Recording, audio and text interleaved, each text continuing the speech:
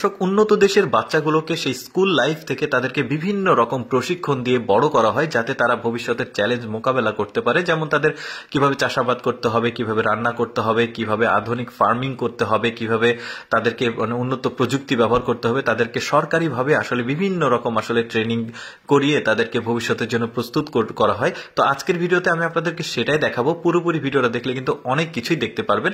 যেমন এই দেখুন বাচ্চাদেরকে নিয়ে এসেছে, এই যে এটা একটা আধুনিক কৃষি পদ্ধতি দেখাতে।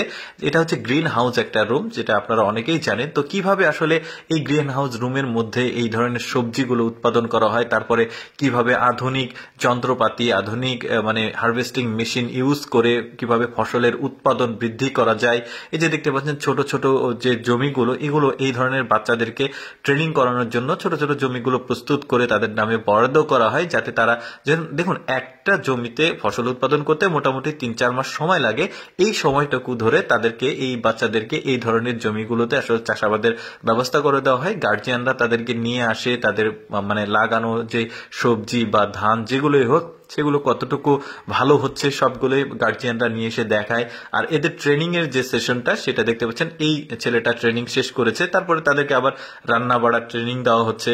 শুধু যে রান্না বাড়ার ট্রেনিং তা কিন্তু না, তাদেরকে আরো বিভিন্ন রকম ট্রেনিং, যেমন এই যে আধুনিক ফার্মিং অর্থাৎ হাঁস মুরগির খামারে কিভাবে আসলে তারা হাঁস মুরগি পালন করবে, একদম প্র্যাকটিক্যালি তাদেরকে নিয়ে গিয়ে আসলে দেখানো হয়। আসলে উন্নত দেশগুলো এভাবে আসলে তারা উন্নতি করে, দ্রুত এগিয়ে যায়। আমাদের দেশে যদিও এরকম ব্যবস্থা খুব একটা চোখে পড়ে না, তারপরেও আসলে এই ব্যাপারটা আমার কাছে চমৎকার মনে হয়েছে। যেমন এই বাচ্চাটাকে দেখুন, আধুনিক একটা ফার্মে এসেছে এবং তাদের প্রশিক্ষণ চলছে। এই বাচ্চাটা ঘুরে ঘুরে দেখছে ফার্মটা, পাশাপাশি এই যে দেখতে পাচ্ছেন ডিম এখান থেকে তুলছে, সবকিছু মুরগিকে খাবার দিচ্ছে।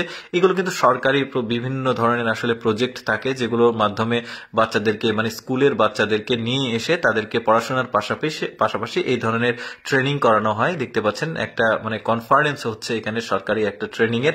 তারপরে এখানে ঘুরে দেখছেন পরিদর্শকরা এসে, তারপরে যে বায়োমেট্রিক্সে কিভাবে আসলে মৎস্য চাষ করা যায়, পশু পালন করা যায়, কিভাবে গ্রিন হাউসে আসলে সবজি উৎপাদন করা যায়, এরকম আধুনিক সবকিছুই তাদেরকে আসলে প্রশিক্ষণ দেওয়া হয় ভবিষ্যতের বিভিন্ন চ্যালেঞ্জ মোকাবেলা করার জন্য, যেন তারা ছোটবেলা থেকেই প্রস্তুত থাকে। যেমন এই যে দেখুন ছোট ছোট জমিতে তারা চাষাবাদ করছে, এগুলো তারা আসে, তাদের গার্জিয়ানরা নিয়ে আসে, তাদের ফসলগুলো কেমন হলো না হলো সবকিছু দেখে, যে বীজ কিভাবে বুনতে হবে, কিভাবে পানি সেচ প্রকল্প দিতে হবে, সবকিছুই দেখায়।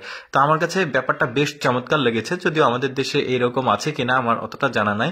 আমি সবসময় চেষ্টা করি আপনাদের সামনে কিছুটা এক্সেপশনাল ব্যতিক্রম ভিডিওগুলো উপস্থাপন করার। এইরকম এক্সেপশনাল ভিডিও যদি প্রতিদিন দেখতে চান, আমাদের লেটস গো ফেসবুক পেজটি ফলো রাখতে পারেন। আজকের ভিডিওটি কেমন লাগলো কমেন্ট করে